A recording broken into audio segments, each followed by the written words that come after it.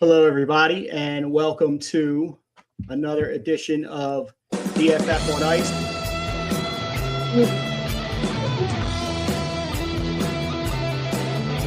Thank you to Walter Keene for providing the DFF on Ice theme. We appreciate you, Walter. And welcome to episode 19 of DFF on Ice. I am the Butcher.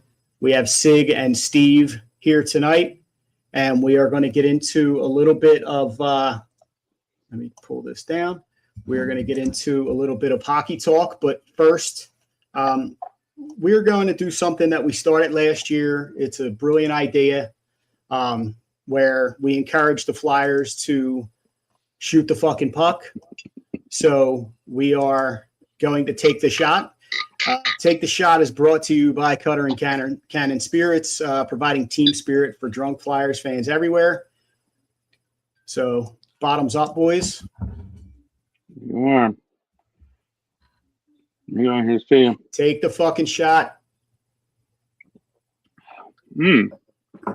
Numbers. So, tell me what you guys are drinking. All right, I am drinking the High Rye Bourbon. It has inviting notes of toasted oak and vanilla, followed by a bold rye spice, a touch of caramelized sweetness, and whispers of dried fruit. Just whispers. It's rich, layered, and smooth, and designed to linger, not rush like I just did when taking a shot. It's kind of funny that you say that, Sig, because I, too, have a sipper, if you will, where it isn't meant to be a shot, but that is all right. I have Cutter and Cannon's Old Glory here. This is distilled with red, white, and blue corn and aged for 7 years for this bold spirit. It serves as a tribute to our 250 years of American history, goes down smooth over ice, which it sure does, and makes for a very tasty old-fashioned. I have not done that yet.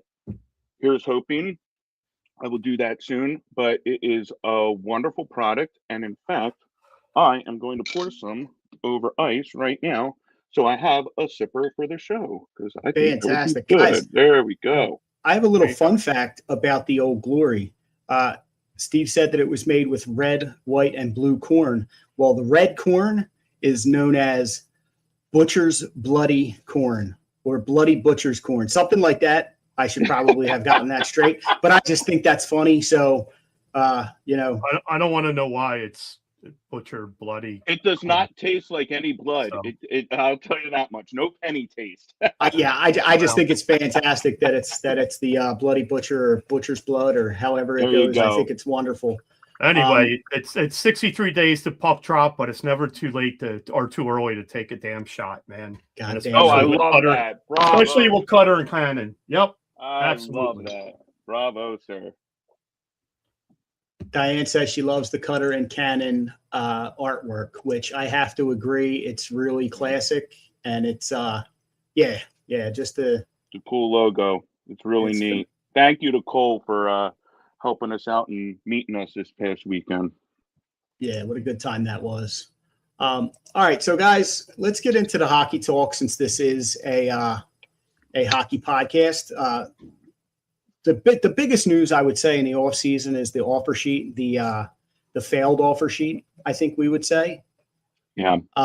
So they offered Leo Carlsson, what was it, a 4-year deal, making him the highest paid? 5-year 90. It's 5-year 90. So he would have been the highest paid player in the NHL. Is that correct? Yep. Yes. All right. Well, he is. He still is. This is true. This is true because the Ducks matched it. Yep.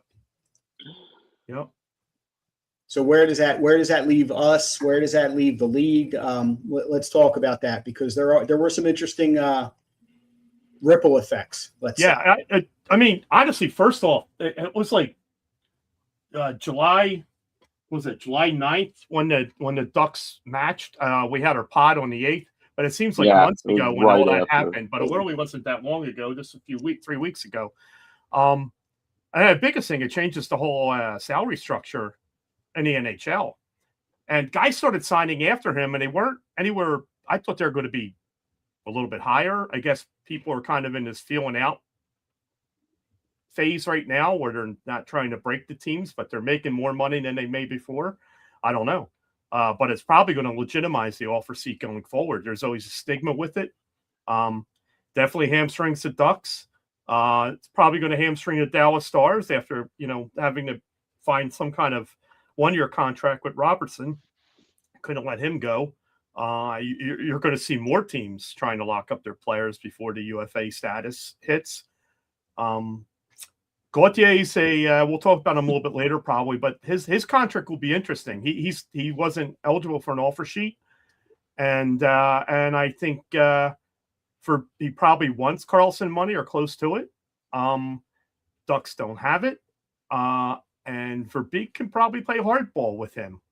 So he has no real leverage. He'll get paid eventually. He will. The Flyers helped him out just as much as they helped out any other player. Yes, in the they league. did. So yes, they did, and maybe him more directly. And yep, I mean that's right in his fucking backyard. If I'm his agent, I say, hey, look at this guy. He had exactly half of what the goals I had. What 18? I want $40 million a year. Well, let's shelf Cutter right now because we will get back to him. We had an interesting post on Facebook on the page that we'll get to. But let's talk about the Zegras and Drysdale deals, which is kind of like the aftermath. Once they knew that Anaheim was matching the offer sheet, the Flyers went out and they re-upped Zegras and Drysdale. So, Steve, what are these good moves?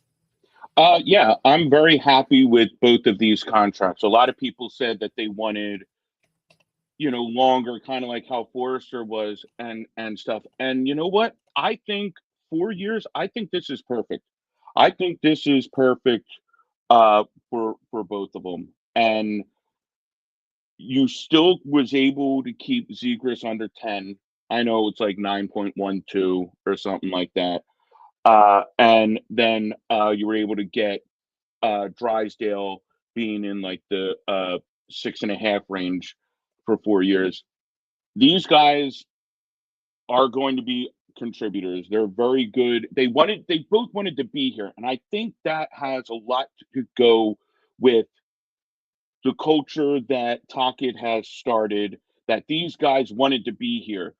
This wasn't a thing where these guys were actively out shopping, like having their agents say, hey, see if you see what's out on the open market. They wanted to stay here. I think that part goes so much further just to say, like, hey, we are done with this rebuild. We are key people. They know they're key people. That trade with Cutter, like that was huge. And they are key pieces to this team. And I just think that I'm very happy with both of them. I mean, it's funny now seeing Drysdale's now like the most expensive, defenseman on the team and stuff. And Zegras is, pretty much making like the most money too. But it's nice because even combined, that's not what Carlsson would have had in a season. So it's nice that you still have a little bit of love, you still to give out, like money wise. We can get into that, but I'm happy with both of these. I really am. What do you got on that, Sig? Yeah, I mean, they're both very similar deals, 4-year deals, $9 million, a little over $9 million for Zegras and per year, and a little over 6.5 for Drysdale for the year. They're both UFAs in 2030. They in a way they're also banking on themselves the way they agree into those deals and not pushing for a longer one. I think it's interesting on an aside that Forrester took the longer one and less money. But now Zegras at center, I mean, he has to improve. He did as the year went along. He has to improve both offensively and defensively, and especially faceoffs. His scoring dropped when he was at center because he was thinking about defense and faceoffs. But now he needs to improve across the board. And I'm sure he thinks himself as a 1C. He's not, probably not even maybe a low 2C. But he could be a good 2C. But he needs to improve. And the Flyers have just about 14 million, maybe a little over, a little under, something like that. In cap space. And I don't see them moving it unless they sign somebody between now and the season. But I think that'll be there around sitting there until the deadline. I agree with you. I think they're going to keep that open. I don't expect them to do a lot in camp or preseason, like leading up to. I think they want to go in with what they have and see what they have, and then find out what their needs are at the deadline, so that they have wiggle room. Well, they know what their needs are, but Briera's blew smoke up our butts. 2 days before he threw the offer sheet out there, he's saying, that's not what we do. Right. That's not our priority. It's not a need. We're all set. So he's fucking. He had Howie on the line. He was like, "Hey, how do I fucking lie to these people to their faces?" And Howie's like, "Dude, this is easy, man. Get a cigar and let's sit down and talk." So I really like that Zegras is 24. Is it? Yes. Zegras is 24. Drysdale is 23. And these guys are locked up, wanting to be here. As we said, that's culture, man. Like that's Tocchet. I was reading something about preparing for this, because we do a ton of research in prep. Is last year apparently Tocchet went to Zegras, and this is before all the injuries and before the move to center and all that. And he asked him. He said, "Do you want to play good hockey? Do you want to win, or do you want to do it for clicks? What's more important to you?" And that's a hell of a fucking question to ask a kid who's like 23, 24 years old, because they love fucking clicks. We love clicks. You know what I mean? So Tocchet, so the whole thing about Tocchet is accountability. He wants everybody to sig. That was wonderful. I got to say, you're ready to, you're ready for that. You're ready to get pulled over, dude. The chick's That's awesome. awesome. That's awesome. That's the old Bob Uecker. From Major League. Major League, yeah. That's some good wooing you're going to get going down there. Rob, I agree with you, especially for the fact that. Hold on, guys. Don't. Oh no, not Tony Romo. All right, I just wanted to throw that out there. God bless Tony Romo. I think what you were saying about the clicks, but not only that, Tocchet asking them, like Zegras, like he was going to be a free agent. He didn't have any extra money coming to him on his current deal, and again, he wanted to stay, and he wants to win. And I think I think this contract, just going back to the contract, I think this is great for both sides. I mean, like, he's not unhappy with making more than $9 million, plus the fact that he's going to be 28 when he goes to get another contract. Exactly. And he has nothing but opportunity. Win-win. He has nothing but opportunity to earn more money. And that's, I think he recognizes that. Hockey players are a different breed to begin with. Yeah, they're nutty. Right, exactly. And Zegras is no exception, man. That dude is fucking wacky. And I like it. I want fucking weird. No, seriously, I want weird, talented players on our team. That's what I want. I don't want Briz. You know what I mean? But I want guys. I mean, don't get me wrong. I'd like to sit down and, I would have back then, is have a conversation with him about the vastness of the universe and all that. But little did I know that did not translate to the ice. I mean, he was good, but he wasn't fucking what we expected him to be. Okay. Can I answer Paul's Well, this question? is where I was going to go, Sid, because I put stars up on these. So let's talk about Fantilli first, because we got that 14 million. So let's get into it. I was wondering how the Stars showed up. I didn't know. I don't know. Dude, I thought they were like sending us money to podcast producing motherfucker right here. Fantilli, yeah, we have that money, and that's probably around what he's going to be getting in a year. He's probably another guy that's going to look at like one of these 4 or 5 year bridge deals. He's going to get 13 to 14 million AAV roughly. I think it's kind of funny that that's what the Flyers have right now. I don't know what's happening with that. If he was going to get an offer sheet, I think he would have gotten an offer sheet by now. I don't think he was ever like a plan B for the Flyers. I don't think that he's not yet a league average number 1 center or better yet. He should improve there. He probably will improve. He might break out this year. I don't know.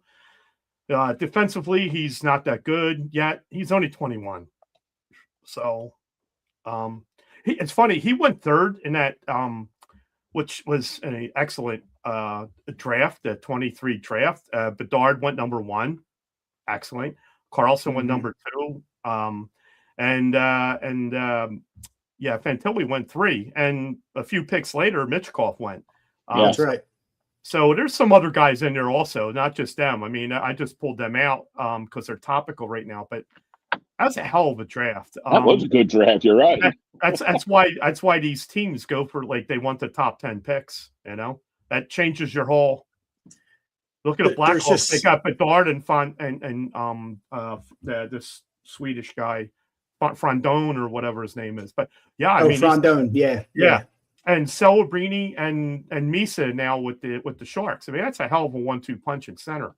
So, but anyway, I guess in my opinion, to answer Paul's question, it's a cop out, but I honestly don't know. I don't know if the Flyers are trying to.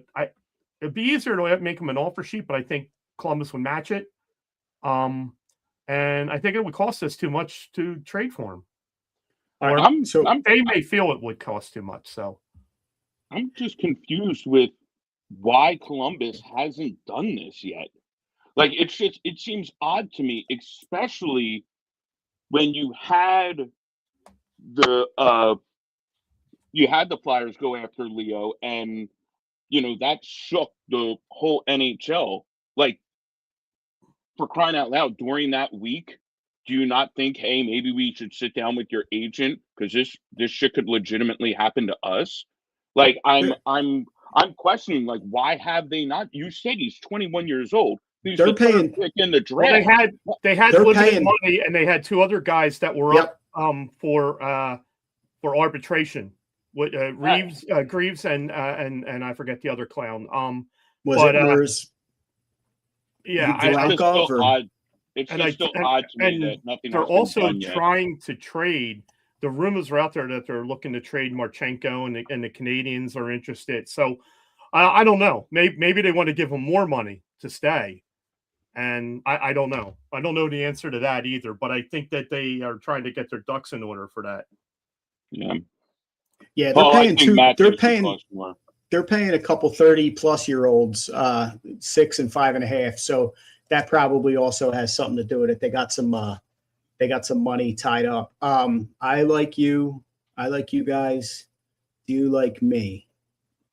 No, you guys suck. Yeah, Drunk Phil's fans. We like you. I got some shit. I got some merch hanging right here, man. We like you. Yeah, I don't know. They're okay. It's just sometimes you get a little ornery, Maybe a little needy. I don't know. I'll give you a thumbs up. How about that? All right. Did you already? Yeah, you already put this up. Yeah. Matthews cost you more. Yeah, I said, Paul. He's going to cost you more.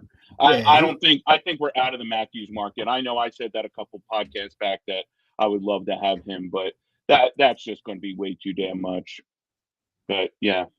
One team, one community. Drunk Phil's fans, I'm glad you brought that up, because that's exactly what we do here. Is we all work together as a team, and we all support each other, right? So anyway, Dad's Cartoons. I just want to say what's up. I had an opportunity to talk to this gentleman not too long ago, and he does some great artwork. And maybe we'll be doing something hopefully soon either on some merch or some fundraising or something like that, guys, go check out his Instagram page, Dad's Cartoons. Go check out Facebook page, website. Go check him out. He's got some really cool, really neat stuff. And then Paul said, "Thank you." You're welcome. Yeah, that's a good call out there, Bob. Like he's like Sig said it. It would 14 would probably be high, but it would also probably be about the range that you would have to give. I mean, I don't think he was going to demand or would incur 18 like Leo did, but so I mean, I think it's just too far fetched now. Again, I'm not opposed going into the season having this extra money in case of injuries or something. Plus, you got all these damn picks that you didn't give away, all these first round picks. Use that to improve at the trade deadline or for next year to do an offer sheet for somebody else or sign a free agent. There's no reason we have to spend this $14 million. I do believe the team's going to be improved. So, that's just me personally. I mean, if we want to go shopping, I'll go shopping. If we could get them for $12 million, sure. That's not gonna happen. I agree 100%. I agree 100% about that because it's like, yeah. I'm sorry, and like Bob said, he very well may not be worth it. I think he's somebody you want to see to break out. Like Carlsson is a different. You can see it with Carlsson. I think Fantilli, he's got to improve his defense, and sometimes that takes away from your offense, and you got to be able to, just like we're seeing with Zegras. So we want to see Zegras improve. I think you want to see him improve before you throw a lot of money and picks and players at somebody like that. I'd rather overpay knowing he's good than overpay on a question mark. That's a fair point too. All right, where was it? I got an important question. So this is just a pretty straight up question. Can the Flyers get to 100 points this season? Absolutely. Yeah, absolutely they can, and I expect them to. 96 was it last year? If you look, every year is different. 98. Last year was almost like a perfect storm because no one really was hurt that much other than Forster. So Forster's healthy all year. Everyone's healthy all year. You got a better backup. Banged up. You got a better backup goalie. Yeah. There's probably like 5 or 6 more wins in there somewhere, right?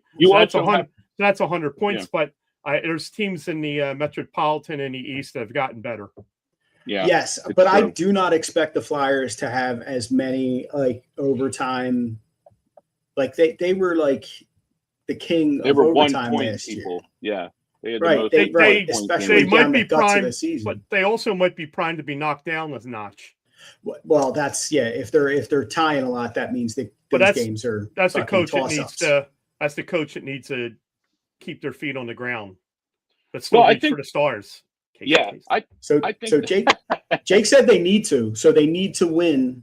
Yeah, they need to get. They need to get to 100 points so that we don't have the same shit from last season where it's okay if fucking Detroit wins one of their last 2 games or if fucking the Islanders, like I don't want to be in that position again. I want to be in the position. I want to be in the position where we're one of the top 3 teams in the fucking conference or whatever the fuck it is, division, whatever. I just want them to be automatic. I don't want them to have to fight for like that last fucking spot. And you have to remember that they were 3rd in the division. That's right. They were 3rd in the division, but if you look at actual like points and stuff like that, like they were the 8th seed. Like they did not have as many points as who was it? Was it Ottawa? Who was the wild card teams? Who was the wild card teams? It was Ottawa and who? Bloody hell! Why can't I remember this? Hang on, I'll look up the standings Boston now. Was not Boston. It wasn't Boston. Boston had 100. It was Boston.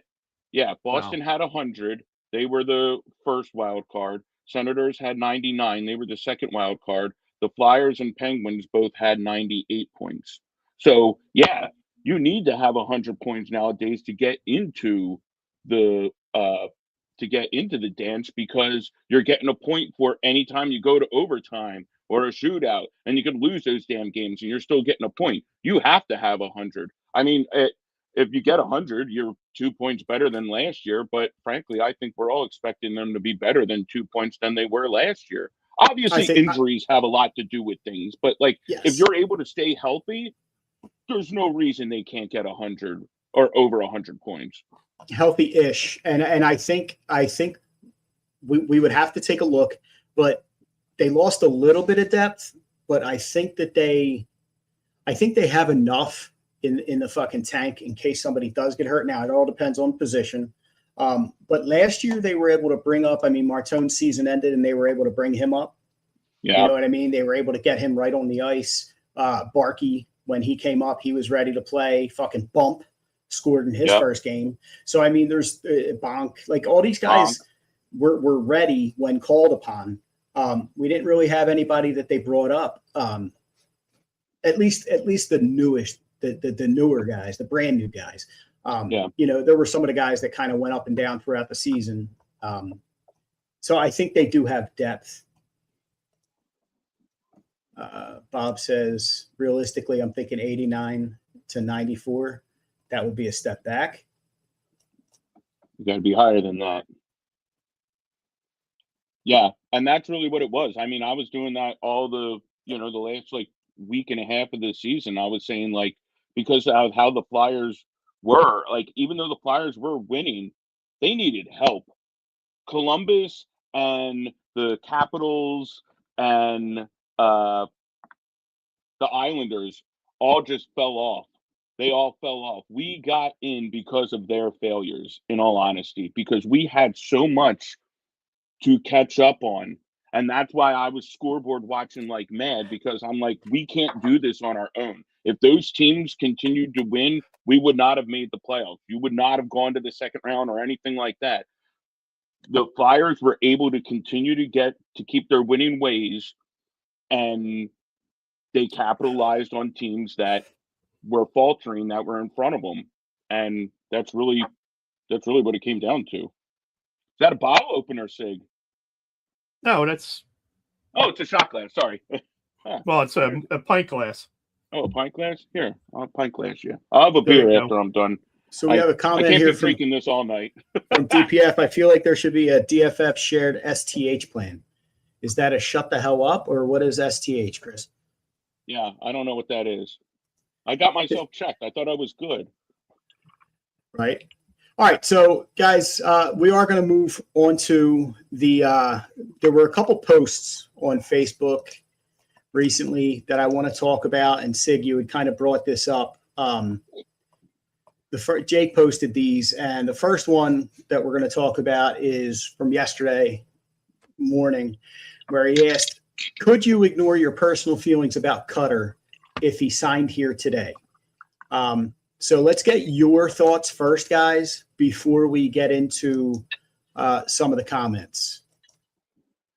So could you let go of your personal feelings about Cutter? I don't. I could care less about Cutter personally, one way or the other. If I'm getting a 40 goal scorer, I am, I'm all with it. I watched. I read a bunch of and a lot of people, he's got to apologize. Well, if he's signing with you, isn't that pretty much saying that, I guess I was wrong. I'm coming back to you. I guess the money talks, whatever, but he's coming back to you. He knows it's Philadelphia. He's going to get the question every fucking interview. At first. And I don't think Briere Jones give a rat's ass if he wants to come back and sign here. They wouldn't care. Makes the team better. Makes them money. I agree with that 100%. Yeah, I wouldn't. I know people say no. I know there's a lot of no's. I know there's the whole JD Drew thing and stuff like that. Well, JD Drew also never amounted to anything. But I just think that's silly. Sorry. I would say I would have no problems with it. We knew he was going to be a great player when they drafted him like 5th overall or whatever. Like, they knew he was going to be a damn good player. Kevin Hayes was the one who told him not to go to Philly. Kevin Hayes isn't here anymore. This is a whole damn new regime. Okay, this is a new coach. I feel whatever he might have been told, I don't think is true anymore. And I think maybe like the fear that they don't spend money or anything like that. Well, I think this offseason has said like we're spending money. We gave a goalie who, played great for 1 year for us. We gave him a 5-year, $5.5 million extension. We gave Drysdale his 6.5. We gave, Zegras 9.1. We're giving people money, and they played on this team. They wanted to stay here. They like this culture. So I think the culture in Anaheim right now is probably pretty damn bad. They probably hate Pat Verbeek, and we were talking about in a prior podcast that this move with what the Flyers did, with them not locking him up, not locking Leo Carlsson up earlier, like even though they matched it, this could still cost him his job because now they don't got the money to actually like maybe even like sign like Cutter and stuff. And Sig's right. He's like, well, hang on. You had 18 goals and I had 41. How is it fair that you're going to get this and you're only going to offer me this? Like his agent would be stupid to, take a significant cut less than what Leo's making. So me personally, I would have no problems with him coming back. If he doesn't, I have no problem saying like, fuck Cutter. I'm cool with that. But correct me if I'm wrong, but he was drafted by the prior regime. Correct. Yes? And see, that's the other thing about it is that Kevin Hayes was referring to. Kevin Hayes got benched by, wasn't it, Torts? Yeah, yes. we don't know what was promised him. We don't know what was promised him. We don't. Correct. And then Briere and Jones come in and say, yeah, well, we're not doing that. You got to do this. And I don't know. I mean, he's still a kid. Whatever. I mean, he can do whatever he wants to do. The Flyers have an excellent relationship with his agent. And his agent could have done whatever he could have done to lessen the leverage that the Flyers had. He could have put that out in the news that we had no idea other than he wasn't happy. We had no idea that the Flyers are actually trying to trade him. They got a pretty damn good deal. For a guy who never set foot on the ice. And in hindsight, but I think there's a lot. Like I think Bob said it. There was a lot. There was other stuff there behind it. I don't know. I don't know how much his parents had influence on him. I mean, if you remember, if you lived through the whole Lindros thing with the mom and dad, was it Bob and Nancy Lindros or whatever the fuck their names are? But I mean, I don't know. He's just a kid. He's just a kid who wants to play hockey, and whatever. Whatever. Until he plays, as long as he doesn't play here, I'm going to say fuck Cutter. He's a turd. Whatever. Yep. I hope he gets he put on his ass. If he comes back here, Hunter, I'll give you a hug. Yeah, exactly. And okay, so I'm looking at the comments on Facebook, and there's a lot of LeBron references naturally, because we all hate LeBron until he's in a Sixers uniform. And then we got comments like my brother, he just said yup, just plain simple yup. My cousin John said I'd still hate him, just like I hated Lindros, LOL. And then you have Norm said absolutely one of my hatest players in the '90s was Matthew Barnaby. But I would have loved to have had him as a Flyer. And this is exactly, and then Matthew Luciani writes a little bit of a soliloquy here where he says that's a no-go because when he has a bad game, you're going to ask, does he want to be here? And the answer is no. It's terrible because he's a great player in management. And Torts screw. Okay. So that's what he's saying. I can't. But who's going to ask? Too long didn't read. Who's going to ask that? The organization isn't going to ask that. We're media and us are going to ask that because we're idiots. All right, time out. I'm going to throw a flag right now because Sig already rolled his eyes, so I'm going to let it slide. He knows what he did. All right, so somebody said the point is moot or mute. depending on where you're from, it's never mute. It's always moot. It's always Moot. It's always moot, Joey. It doesn't matter where you're from, moot, Philly Joey. Joe. Yeah, that's right. But he says he'll never sign here as long as Jonesy and Danny Briere are here, and will never attempt it. So then it doesn't matter. And right. But the funny thing is that when I read this question, we've had this long conversation. We've been talking about this for a good 5 minutes, and Jake's fucking post had 60, reaction, whatever, ha ha ha, thumbs up, thumbs down, fucking thumb up the butt, and then 171 comments. Yeah, it's polarizing. And that's just it. Is everybody has something to say about it, and that's the beauty of it. I would like somebody to go back. I'm not doing it. Just telling you, go back and count.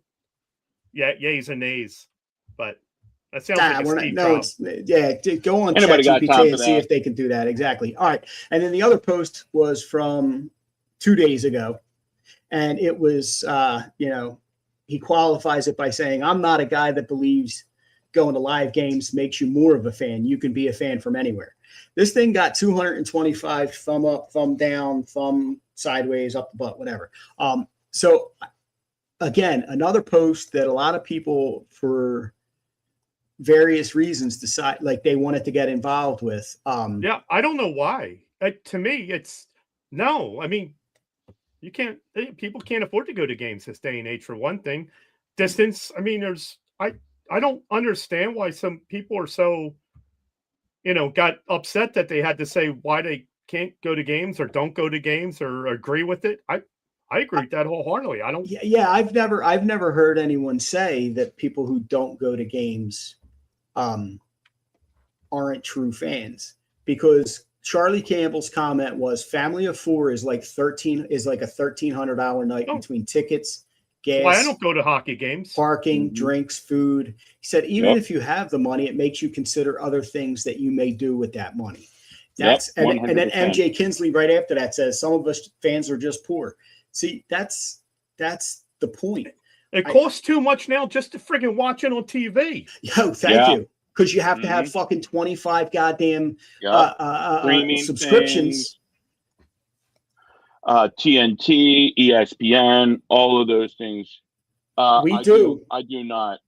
We do have some Taft treats. I grabbed 2 bags of those little hot spicy Johns, man. Dude, those things are fucking good. They're called spicy skookles. Yeah, and those things, it's a spicy freeze-dried Skittle. Or a Skittle-like candy. It's not a Skittle. It's a Skittle-like candy. But, man, that fucking thing is good. And then we have the peanut chew style. It's a little rich. I like them, but it was a little rich for me. No one has any idea what we're talking about. That's all right. Okay. Taft Treats. If you go to tafttreats.com, you will see tafttreats.com. It's a small company, and it's a teacher who does it. And they're out of Delco. And I know Delco's the hot shit right now. Like, everybody wants to say they're from Delco. Everybody wants the Delco accent. They all want to be Tina Fey. Neither do I. Nobody does. But according to popular culture, Delco is a thing. And if you live in, I know they're from Delco, but if you live in Montgomery County, they're actually in the Elmwood Park Zoo too. So if you take your kids there, you can go and you can get some of the Taft treats. Freeze-dried. Yes. You know what? Yeah. I'm going to go to the zoo. Fuck the monkeys. I'm just going for the fucking Skittles. give the little. I helped Rob. Rob's like, wait, they do? I'm going. Well, I live very close. That's why. Speaking of Delco, I'm doing a bar tour, brewery tour in Delco on Saturday. I think that's what my wife tells give me a buzz. Anyway. All right, if you're in the area of I'll let Trenton, you know where. I'll post if you're where. near the Trenton Thunder Stadium, the Homers for Hope. Homers for Hope is having an event. Gears. They're raising money. Since we're talking about what we're doing on Saturday, I just wanted to throw this out there. Homers for Hope is having an event. They're doing a home run derby. Apparently, Chris won it a couple times. Chris Lahiff, they call him Fuzzy. He hits with a fucking mask on. It's pretty entertaining. So if you're in that area and you're so inclined, by all means, go out and support a great cause. It's called Homers for Hope. So let's move on, guys. Good job, guys. Yes. Let's move on. Real quick on that though, Rob. I don't think this question really even matters. I mean, like, more people don't go to the games than do. You have millions of Flyers fans, and the arena only fits like 19,000. So I go when I get free tickets. Exactly. That's when I go. If I'm able to get free tickets, I go. And they have to be deluxe box. They have to have a drink ticket. They have to have a meal ticket. And preferably on a giveaway night so that I can come home with something. The real problem is parking. Yeah, that costs it costs out the ass. It's like $30. It's half a ticket. If it costs out the ass, Steve, you're getting like, I don't know where you're parking, but you need a new lot. You leave where I park out of this. All right. So Paul brings up, and this is an excellent segue. I don't think anyone gave him the notes for the show, but he said that we need a guy who's going to be our new Nicky D and protect the younger kids. So we'll answer this real quick, and then we'll move on to my next topic. So Delarier's gone. He won himself a cup. Do we need somebody? And I have an interesting thought on that because I was just reading about it and watched a video about it earlier. But do we need somebody like that? Do we need an enforcer? Good, Steve. You can start. Well, I think I don't know why I'm blanking on the dude's name. The guy that we signed from Achari. Pittsburgh. Yeah. Achari's not a fighter. No, he's an instigator. He's an instigator. He's an instigator. I think he's greasy, as they say, which is the new word that's been around for 40 years, evidently. He's a Barnaby. Yeah, so they gave him a 2-year deal. Again, there's another culture thing. He left Pittsburgh. We whooped their ass, and he's coming across the state. And you basically got him to replace Hathaway. So I don't know if I see them actually going out and getting another enforcer, if you will. I mean, I think he's a upgrade from Hathaway, like in general. So, me personally, I don't think so. And again, I know he's not the biggest dude in the world. He's only like 5'11", I think. But I don't know. Yeah, Timothy Dean was a little feisty dude, and he was what, 5'6", you know what I mean? So it's like the height doesn't bother me. It's not like a wide receiver where you want like a tall wide receiver. Like in hockey, I think the Flyers want to play a different game. I would like to see somebody. I know they got 3 or 4 guys. Even Martone is known to drop the gloves. Mm-hmm. I don't want those guys to have to do that because that's how injuries happen. Well, guys that shouldn't be fighting, just have their beer goggles on and think they can fight, and they wind up breaking a hand and they're out for like a fucking 2 months or something like that. Yeah, I don't need that. I think they probably do need somebody, but I don't think there's anywhere in their lineup right now for anybody like that. There is rumors out there, and I'm not going to steal your thunder, Rob. If you do, please do, because you can probably pronounce it better. I want you to pronounce the fucking name. All right, his name is Arbor Jackeye. Yes. He is 6'4", 240. He plays in Montreal, and he is supposedly available. Now, I'm not sure if that is a fact or if that's just one. But this is a guy who it's a rumor. It's a rumor, but it sounds like it. He's like a 6th or 7th. Somebody wants to give him somebody for him. They're going to, but it's going to take a little more than you think. And he has been attacked. Well, he's young. He's 24 years old. Yep. So, or 25. 25. Yeah. So it will take a little bit, but if it's a couple draft, like mid-round draft picks, fucking do it, man. Because this guy, it's nice to have a guy you can bring up who can fucking drop the gloves and see where is it. If you're trading for this guy, he's one of your 6. Well, that's the thing is that the Flyers have 8 right now.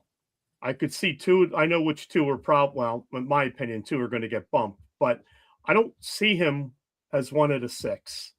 Right. He's a slug. He's your 7. So he's your 7. Slug. This guy he had 4 points last year in 65 games. He had 116 penalty minutes. And he had 11 minutes on ice and 5 on 5 on 5. 11 average. 11 and a minus 24. Yes, he's a slug. that's a career number, minus 24. I mean, that's he's the epitome of a goon. Correct. And that's what I'm saying is that I don't know that Jonesy and Briere are going to prioritize a goon. Put it that way. Yeah, fair point.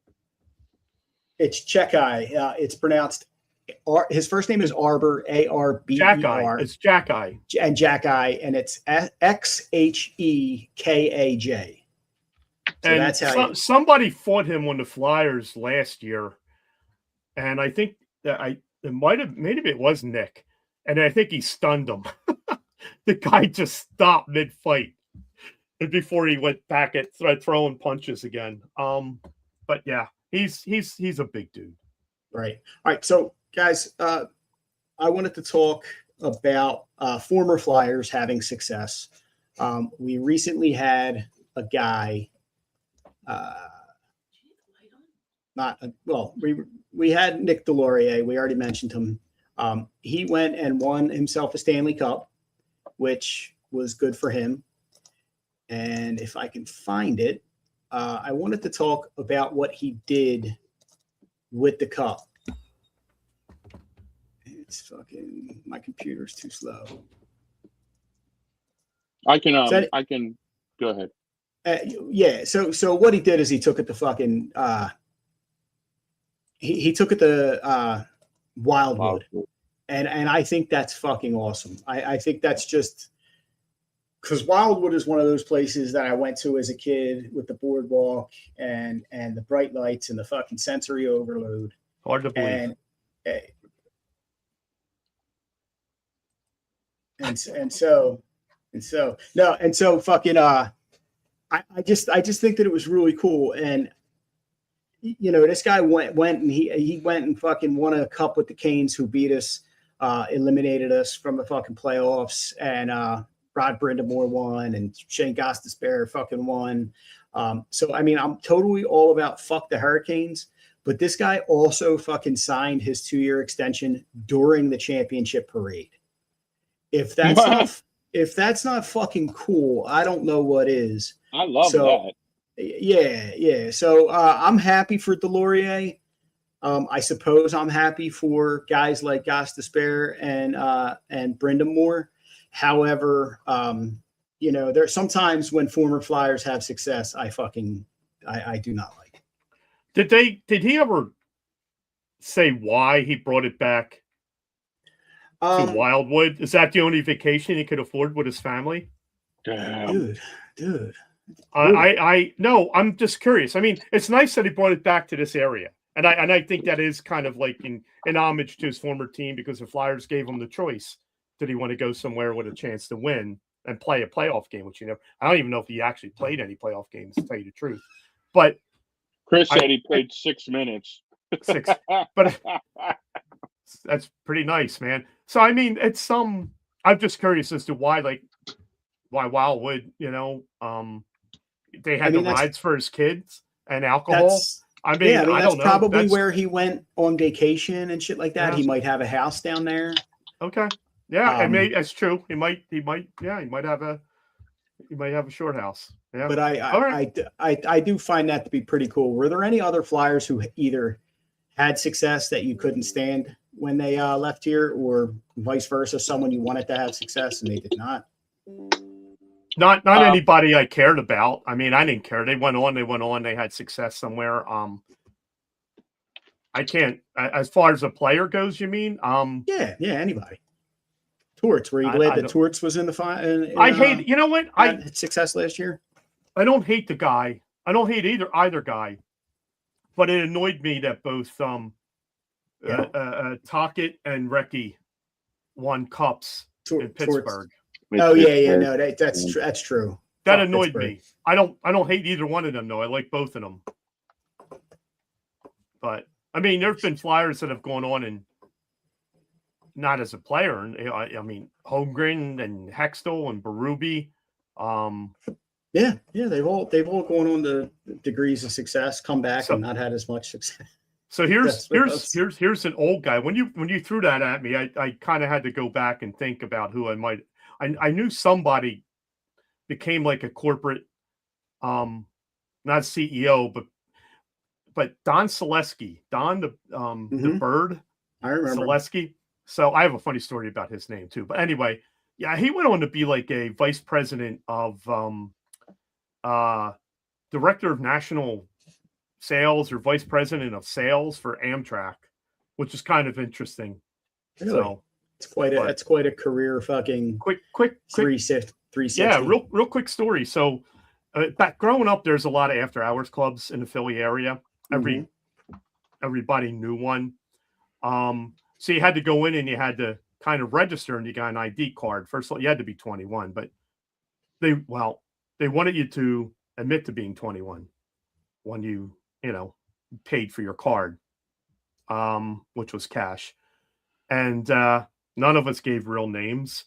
So my name was Don Selesky. Paul, I could figure it out. It was either Greg Lasinski I wouldn't get away with, but I figured Don Selesky I could get away with. Anyway, so there you go. That's a quick story. That's a pretty good story, Sig. All right, guys, I'm going to do the Butcher's Breakaway real quick, and the reason being the coffee breakaway. And the coffee breakaway is brought to you by Toasty Roasters. Let me throw there. All right, I just lost my fucking screen. Stay with me. All right, there you go.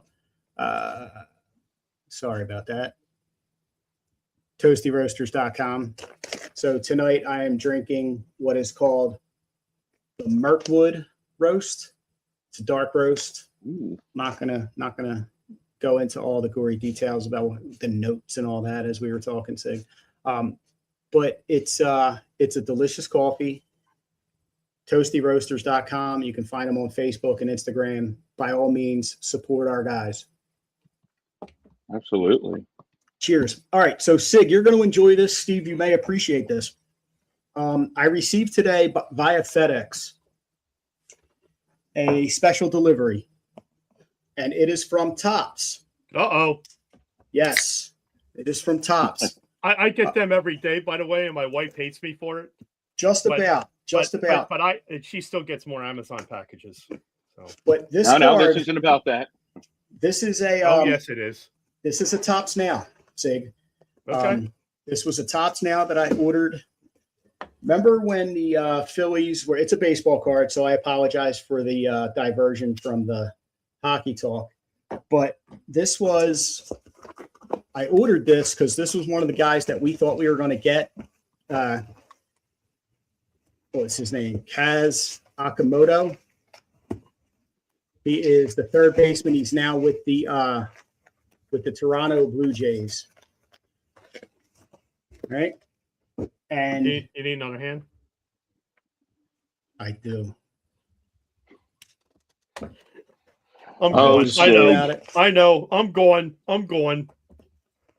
It's just, it's all right. It's all right, Sig. You can make obvious jokes at my expense. It's okay. I don't mind if that's what you need to do. Oh boy. All right. I'm just kidding around. The unboxing. All right. So anyway, this is the first time this has been viewed. In your house? This is a 1 of 1, guys. Oh wow! Look at that. Is that a logo man? It is. That's a logo man. This is the foil fractor 1 of 1 hat worn relic. This is the hat that he wore when he signed his contract with Toronto. There's only one of these in the world. And your boy right Butcher on eBay, got it. babe. Right on eBay. Wow. Who cares? Part of me wants to do that, but part of me wants to put it in a box for Leah, who is my daughter, and tell her to sell it. But I might die, soon. So I don't know that it's going to put in a 529. I don't know that it's going to increase in value a whole lot. How old is she? I'm joking, and I'm pretty sure Danielle is now going to come down and smack me for saying that. Put it in a 529 plan. Sell it and put it in the 529 plan for her. She'll get some college credits out of it, man. Exactly. So because honestly, he's a nobody. As a card, he's got 30-some dingers, I think, this year. Yeah. As a card collector, and as someone who also, like Sig, I know you enjoy the Tops Now. Yeah, too much. I enjoyed them too much. I like this. Walt said, "Can he play defense?" Can he play center? Yeah, we need centers. Oh, I assume. Yeah, I don't care. I just want him to hit some home runs to make that card go up. Yeah. So, if I'm you, I'm rooting for him to win the home run title over Schwarber. Correct. He was in the Derby here, and he did not perform well. I booed him. And I hate to say it, but I was kind of pulling for him. I was kind of pulling for him just for this. And now I also did not know if I was ever going to get this, to be perfectly honest. And I already see a flaw. Fuck. So that was a that's just a random insert, isn't it? It's a hit. Yeah, it's a hit. Yeah. It's what they call a hit. So you order the cards, and some people get lucky and get these variations, and so I got the foil fractor. I never get lucky with. I mean, I've gotten one or two bonus. I got the Jack Hughes alternate photo, one of his alternate photos. It's him like pulling his hair back. What the hell? How much are you selling? How much are you buying from them? The Akamoto I bought 2, right? And the Jack Hughes I bought 2. So both of those times I got lucky. Wow. Yeah. I bought the Jack Hughes and the girl that's Megan Keller. Yes, thank you. I also have that. I like the tops now because it's unique and it's fun. I have the LeBron signing for the Sixers coming, and as long as they're all as long, like I'm going to give Sig one, as long as it's not a hit. I don't know if I can part with a hit. I don't know. I don't want to give them the 503B or whatever the fuck it is. I went out and bought some anyway, so you can keep yours. Okay. So, but that's fine. Unless you want to give me the hit. We'll talk. Nah. Sounded like a crackhead. Let me get that hit. I'd sell that one too. I'm going right over Danielle, to Golden. Danielle says it. Born lucky. Mm-hmm. I got arrested when I was 20 years old. Oh. Probably about a day or two before my 21st birthday. And I had already been thinking about getting a tattoo that said Born Lucky because at the time in my life, I thought I had the shittiest luck possible. So I went and got the tattoo Born Lucky. So it's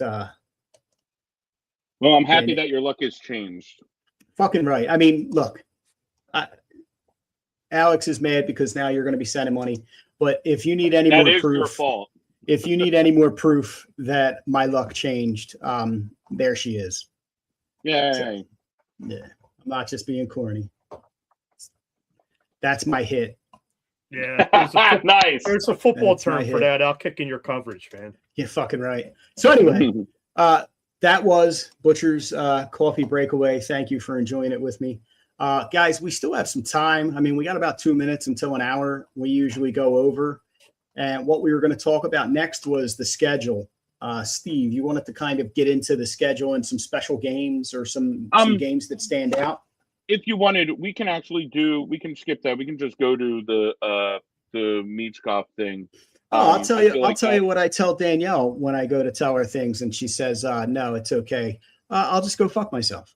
No, I'm sorry. There you go. Actually, it won't be. Well, the schedule, everything that I'm going to say on the schedule is going to be relevant when we do the next pod. Whereas maybe a Michkov extension could happen before then. That's all I'm saying. Nah, this is true. So just the rookie camp opens the 11th of September. Camp for the whole team opens on the 17th, and then the regular season starts September 19th against the disgusting fucking Penguins.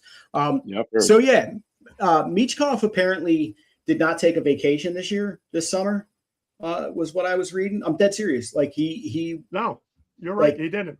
I do believe that Tocchet sort of called him out before they left after the season. I think probably in their exit interview, he said, "This is what I want from you. Don't you dare fucking show up to my training camp out of shape. Don't show up fat. Don't show up fat and slow. You know what I mean? Whatever. Don't eat borscht or whatever the fuck it is that they eat in Russia all the time. that makes them fat. I don't know. So yeah, Sig, what are the chances, Sig or Steve, that we get some extensions here? So we're for Mitch Golf and Risto. There you go. I'm on the fence with both of them. After seeing the whole offer sheet thing, I don't want to wait too long on Mitch Golf, because at some point, if he's having a good year, you run the risk of his agent saying, "Nah, we're going to wait to the end of the year and see what happens." And now you got teams throwing you offer sheets that you got to react to. I don't know if I want to wait. I definitely don't want to wait till the new year. I think you either get it done now or you wait till like early in the year. It may be in camp. You'll know in camp how he looks. Right.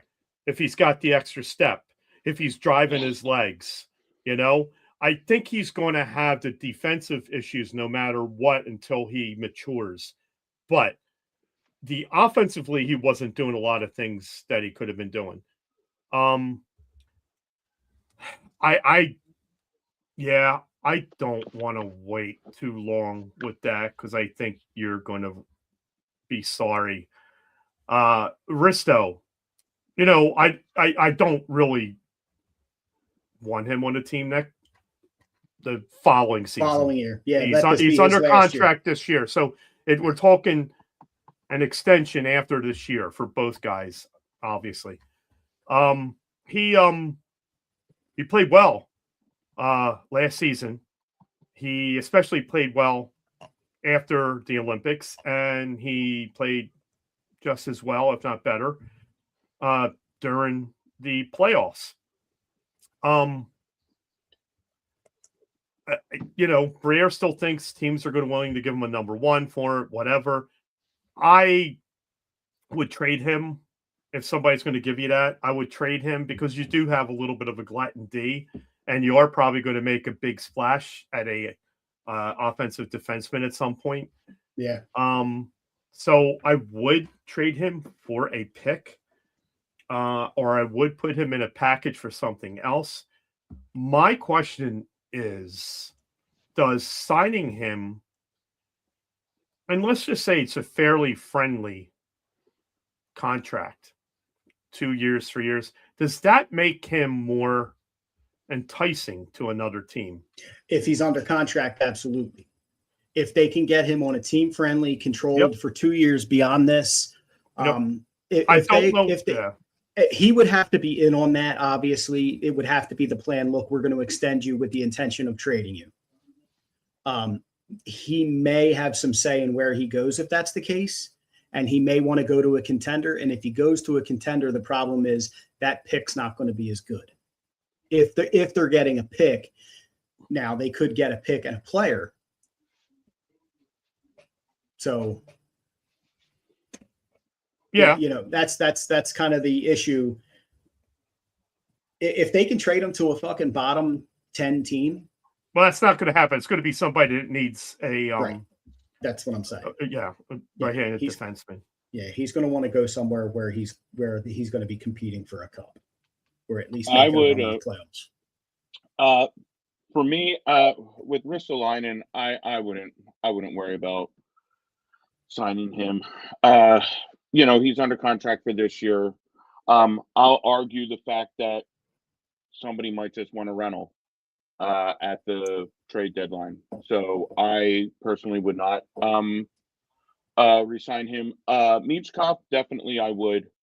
I think the whole Leo Carlsson thing has really taught other GMs, hell, God knows, Danny Briere, that this can happen and someone can go after your guy. You were lucky enough to be able to draft him, 6 overall when he could have been the second or third pick, and people were afraid. You can't let him leave. I know he's not as good as Leo Carlsson, but he's kind of like your Leo Carlsson in the fact that, like, you don't want to lose these top 5, top 6 draft picks. And he's just so damn young. And he's so young, and you can keep developing him. And I agree with Sig. I think it has a lot to do with, like how training camp, like if he comes in fat, if he comes in out of shape. I honestly don't think that's going to happen. And the reason I feel that way is because he's angry about the playoffs. He's angry that he got sat in like game 4 and game 6, or game 4 of against Carolina, like the elimination game. He's angry. And, yes, he is. And you know what? The only way to fix that is that it was a you problem, dude. It was a you problem. So you need to fix it. And I honest to God believe that he will. Now, I don't think that his agent is going to play as nice as the Drysdale and Zegras contracts. I think Meatskov is going to really kind of jack up the price. I really feel like he's going to want a lot of money. Now, I understand that, coming off this past year, he did not have the greatest year. But I don't know. I just get a vibe from him that if he's going to get $500,000 more going to the Islanders, he would have no problem going to the Islanders. Whereas Zegras and Drysdale were like, no, I want to stay here. You know I what don't know. mean? I don't know, man. The Flyers did a lot for him and his family. Yes. In the last year and a half. They brought his family over. Yes. They set him up in a house. They did everything that they could to make him comfortable. And you got to think about what's going on over there geopolitically and all that. And to get his family out, that was fucking huge. That's a fair point. I mean, hell, he's not even supposed to be here yet. How about that? This coming year. I think this was the year that he was supposed to be here. So he's 2 years ahead of schedule. There's a lot going on with that whole story beforehand. But still, I'm just saying in general. And that's what I was going to ask is, do we know who his representation is? Because I know that before he had people who were controlling what he did. Right. Now I don't know if he's got, like, is his agent Russian mafia or is his agent fucking, a Canadian or an American? You know what I mean? Like who's his... A legitimate agency, because I can't see anybody playing hardball with a guy who fucking scored 44 points last year for all right, so fair point. He is with points last year. Let's see. He is with TMI Limited Liability Corporation in partnership with CAA. Okay, so his agent is Paul Theophilus, and it seems like they represent a lot of Russian, Kirill Kaprizov, Artemy Paranin, Sergei Bobrovsky, some shady fucking conglomerate. It's possible something that's getting kicked back there, whatever, Worth looking into. It's led by Pat Brisson and JP Barry, though. The company, CAA Hockey. But they're in a partnership, so it must be some kind of limited LLC. Well, it's an LLC. That's not foreign. That's not foreign. Yeah, that's just for it's fine. Well, whatever. The taxes. Whatever. I think that they will. I think that they will lock him up. I don't think it's going to be, like an 8-year deal or something like that. I feel like they're going to get Meatskov probably on like a 3 or 4 year deal or something like that. Kind of like what they just did. In the fact of, I think that's smart in all honesty for Meatskov's camp too, so that when he's in like 26, 27 and got 4 more years under his belt, now I got 6 years of experience. I'm quote unquote going into my main prime. Give me my money. I mean, I'm assuming, he's going to be a 20, 30 goal scorer. You know what I mean? He'll get another contract. Get another contract. So I think the Flyers will take care of him. I don't think it's going to be a Forrester taking care of, like an 8-year, but I think they will give him I think they'll sign him. But I don't even want to guess what the term and money is going to be. But I honestly don't see them leaving him. I can see it being. I actually can see it being a bridge deal, and I think it'll be early in the season. I mean, I think camp and early in the season are going to tell them what they want to know. Yeah. So, and as far as the whole, I mean, he seems to be doing what he needs to do. He's, I know complete are whining about him not working out here and whatever. He's in Russia with his peers from the NHL. That's good though. That's good. Exactly. That's good. They're not going to let him rest on his laurels or anything. Correct. And Russians are good. They're fucking good hockey players, man. They're motivated. Man. They're really motivated. So, I don't think that, and there's also actual rules and regulations against the Flyers having a whole lot of contact with the players in the all season. Okay. Yeah, and that makes sense. Certain guidelines. So if he's here, even if he's here, it's on his own or with someone he hires to do it. The only people he can have off and on, like regular contact with, is dietitians, medical. His agent would talk to to Briere and Jones. He would have to do that through them, but there could be check-ins, but that's about it. So, whether he does it here or there, wherever he's fucking comfortable, man, just do what you have to do. Run up those steps 100 times a day. I don't seriously care. Like, stay away from the fucking hot dogs and borscht or whatever it is, and come into camp ripped and fucking with your cardio. The cardio's the thing. Yes, come in shredded. Come in fucking exactly. Run up and down the fucking Kelly Drive, get shredded like the three of us. Like, let's be honest, the three of us are just fucking like you could grate cheese on us. It probably would stick and rub. I was going to say, fucking try to grate some mozzarella and get it all caught. It wouldn't get past my mouth. Anyway, this is going. Yeah, you can isolate that. And going a bad place. So, all right, guys, let's wrap up. We're at 111 right now. Thank everybody for joining us. We really do appreciate everybody fucking checking us out. We do this for you. So I am going to start. Thank you, Cutter and Cannon, for helping. Thank you, Cutter and Cannon. Let me throw them up. Yeah. Let me throw them up. That was terrible. Let me put them on the screen. When's our next pod? 2 weeks? I will tell you in 2 seconds. Our next podcast is, it is the 11th of August. That's 2 weeks from tonight. All right, so August 11th. Sounds fun. Support Cutter and Cannon. Go to cutterandcannon.com. Where are we at here? Be nice if I had this all ready to go. Support toastyroasters.com. Guys, while you're down there. All right. So, guys, when you're on our pages, make sure any of the pages, Drunk Flyers fans, Drunk Eagles fans, Drunk Sixers fans, Drunk Phils fans, pay attention to who our sponsors are and who we're promoting, and make sure that you support these guys. We wouldn't promote them if they weren't quality. And so make sure that you guys are going and making it worth their while to work with us, because ultimately we're bringing them to you. So anyway, that's our show for tonight. I am going to put on the theme, and fuck the Penguins, guys. Can we all agree on that? Always fuck the Penguins. Fuck them. Peace out.